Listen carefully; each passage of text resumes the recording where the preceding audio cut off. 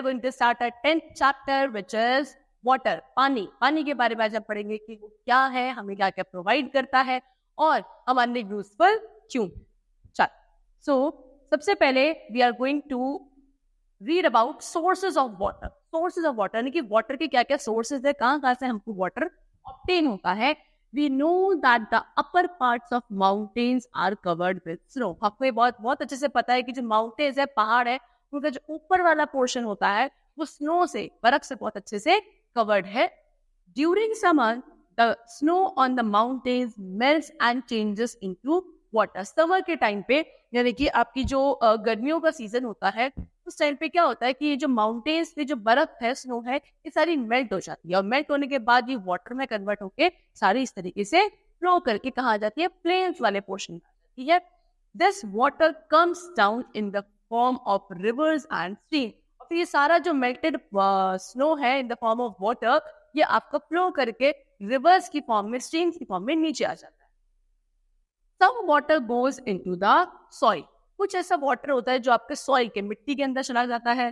This is called underground water. और इस पानी को क्या कहा जाता है, अंडरग्राउंड वाटर कहा जाता है, जो सॉइल के अंदर चला जाता है. ठीक है. Now next we dig wells and tubewells to get the water. और फिर हम इस पानी को निकालने के लिए क्या करते हैं, वेल यानी कि कुएं, ट्यूबवेल्स, इन सबको बनाया जाता है जिससे कि अंडरग्राउंड वाटर को हम बाहर निकाल सके. See this is tubewell, this is what, this is well, है ना, कुआं है यहाँ इस तरीके. Now the farmer mostly does his work relating to agriculture with the help of tube well. जो फार्मर होते हैं वो ज्यादातर तभी आपका खेती बाड़ी का काम है, एग्रीकल्चर वर्क है, उसमें जो पानी की रिक्वायरमेंट है उसको कहाँ से फुलफिल करते हैं, इसी पानी से जो वो ट्यूबवेल के थ्रू करते हैं, ज्यादातर farmers. Okay. Now next is we also use a hand pump to draw underground water. हम लोग हैंड पंप भी यूज करते हैं अंडरग्राउंड वाटर को बाहर निकालने. आपको ये दिखाऊं, देखिए, ये देखिए, this is the hand pump जिसके थ्रू हम इस तरीके से इसको करके अंडरग्राउंड वाटर को बाहर निकालते हैं. Hand pump is mostly use in villages. ज्यादातर हैंड पंप कहाँ यूज किए जाते हैं, जो विलेजेस, गाँव होते हैं, वहां पर ज्यादातर हमको हैंड पंप देखने को मिलेंगे और वहां पे ज्यादातर पानी सारा इन्हीं हैंड पंप के थ्रू निकाला जाता है. Rain is the main source of water on earth. सबसे ज्यादा या सबसे मेन सोर्स ऑफ वाटर जो है अर्थ के ऊपर, दैट इज रेन, बारिश. ठीक है ना. It fills the rivers, lakes, ponds and streams. जब बारिश होती है तो वो क्या करते हैं, आपका रिवर, लेक, पॉन्ड, स्ट्रीम, इन सभी वाटर बॉडीज को फिलअप कर देते हैं. Next is saving water. हमें वाटर सेव करना चाहिए.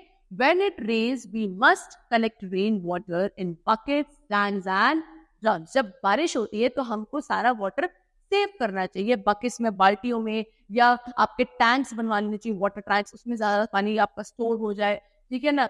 और या फिर ड्रम होते हैं पानी के, उसमें आपको स्टोर करना चाहिए. This water can be used for washing, cleaning and watering plant. फिर इस पानी को कहाँ यूज किया जा सकता है, इस पानी को बच्चों यूज किया जा सकता है वॉशिंग पर्पस के लिए, ठीक है, क्लीनिंग पर्पस के लिए, या पानी जो हम प्लांट्स को वाटर करते हैं वो पानी हम इसी को यूज कर सकते हैं. ठीक है ना. नेक्स्ट, इन सम होम्स, कुछ घरों में, people get purified water when taps are connected to an electrical water purifier. कुछ ऐसे घर होते हैं जहाँ पे पानी जो है प्योरीफाई होकर आता है. लोग प्योरीफाइड वाटर पीते हैं. कैसे पीते हैं, क्योंकि उनके घर में जो टैप्स है, नल होते हैं, वो एक प्योरीफायर से कनेक्टेड होते हैं. तो जितना भी टैप से पानी आता है वो इस प्योरीफाई के थ्रू पहले प्योरीफाई होता है और फिर बाद में हमको मिलता है. That is what is known as purified water. Water is very useful. Water बहुत ज्यादा यूजफुल है क्योंकि हमारे जितने भी बाकी सारी एक्टिविटीज है, देखा जाए तो पानी के बिना it is impossible. We must save it and should not waste it. तो हमको पानी को सेव करना चाहिए, हमें इसको वेस्ट नहीं करना चाहिए unnecessary. Okay, so here the chapter is completed.